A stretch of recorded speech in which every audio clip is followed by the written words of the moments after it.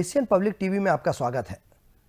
आपको हमने कुछ बताने से पहले 5 अलग अलग और रियल शॉट्स दिखाए हैं। यह पूरा माजरा आपको समझने के लिए आखिर तक इस पूरे वीडियो को आपको देखना होगा, तब आपको पुलिस अफसरों के साथ चल रही यह बहस की हकीकत पता चल सकेगी। शुरुआत हम सिलसिलेवार इस पीड़ितों के मुख्य अंश से करते हैं। केरोसिन डाल के जलाया। रजनी शर्मा, सुनीता शर्मा, हरीश शर्मा ये सब मौजूद थे।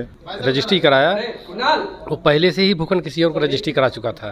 पता लिखा हुआ है जीवन दीनदयाल परिसर E2 और ये पता जब हमने पता किया तो बीजेपी कार्यालय का है। इतना खूंखार है कि बीजेपी कार्यालय को अपना घर बताता है, वो भी जेल के अंदर, ऑफिशियल रिकॉर्ड्स के अंदर। हमारे पास कॉपी है उसकी। चेक दे के अभी जो है क्लियर नहीं हो रहा, बाउंस हो चुका है चेक। ये सारे दृश्य राजधानी भोपाल के MP नगर स्थित 9 मसाला रेस्टोरेंट के हैं। यहाँ लगभग 1 दर्जन पीड़ित भू माफिया हरीश शर्मा के सताए हुए लोग पहुंचे थे, जिनमें से 4 पीड़ितों से हुई बातचीत के हिस्से हमने आपको सुनाए हैं। यह पत्रकार वार्ता करने के लिए पीड़ितों को पुलिस विभाग से काफी मुश्किल आई।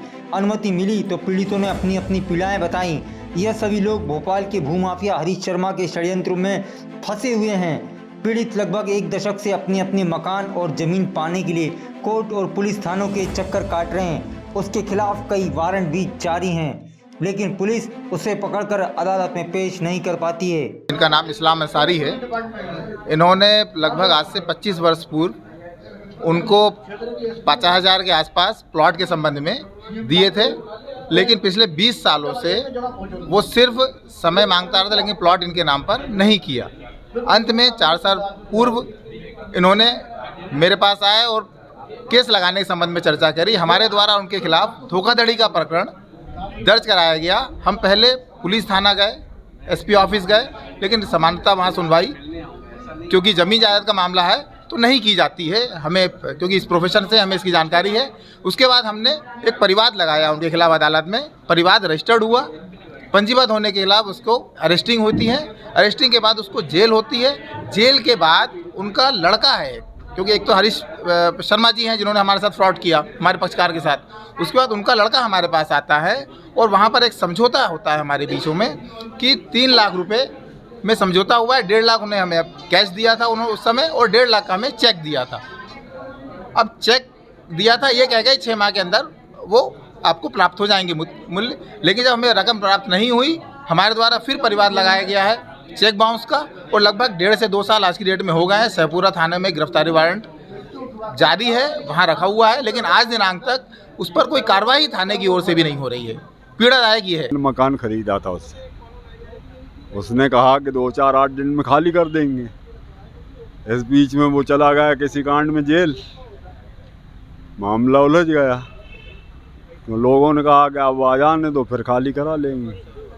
हैं, खाली कराया, हमने सामान रखा, उसमें विवाद हुआ है। और पत्नी का कहना है कि उनने केरोसिन डाल के उस पर आग लगा दी है। ये मामला है। पुलिस ने अपराध हमारे ऊपर बनाया 309 का, और फिर हम जो है गए पटवा जी के पास गए, राहुल भैया के पास गए, DGP साहब के पास गए, उनने मदद की, फिर उनने अपराध कायम किया। पीड़ित कई सालों से राजधानी भोपाल के शाहपुरा स्थित महाकाली सोसाइटी में रहने वाले भूमाफिया हरीश शर्मा के बिछाए जाल से बाहर निकलने के लिए मंत्रियों से लेकर हर पुलिस अधिकारियों की चौखट पर दस्तक दे चुके हैं। उसके बावजूद समस्या का निराकरण नहीं हो रहा।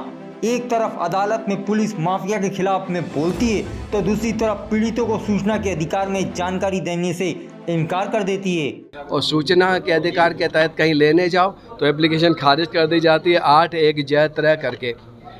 और सबसे मुख्य बात यह है कि पिपलानी थाने ने किसी समय में इसके बारे में एक लिखा है, आरोपी हरीश शर्मा आपराधिक प्रवृत्ति का व्यक्ति है, उस पर पूर्व में भी आपराधिक प्रकरण पंजीबद्ध हुए हैं। वह धोखाधड़ी जैसे आपराधिक गतिविधियों में संलिप्त रहा है। जमानत दिए जाने की दशा में वह फरियादियों साक्षियों को डराएगा, धमकाएगा, जिससे विवेचना प्रारंभ होगी।